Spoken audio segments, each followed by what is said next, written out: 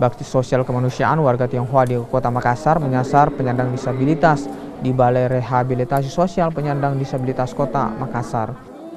Mereka memberikan semangat ke penghuni panti rehabilitasi yang tidak bisa menikmati Ramadan bersama keluarga. Selain panti penyandang disabilitas, mereka juga membagikan paket sembako dan juga makanan berbuka puasa bagi warga yang kurang mampu.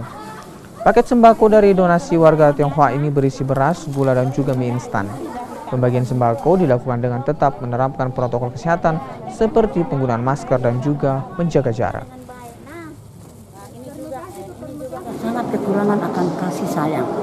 Karena kasih sayang itu yang kami datang di sini untuk memberikan mereka kasih sayang yang sebenarnya yang mereka tidak dapatkan di luar.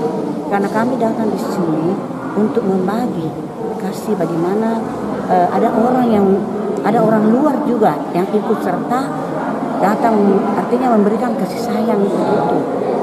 Partisipasi dalam memberikan buka puasa itu betul-betul kita merasa bahwa kita adalah satu.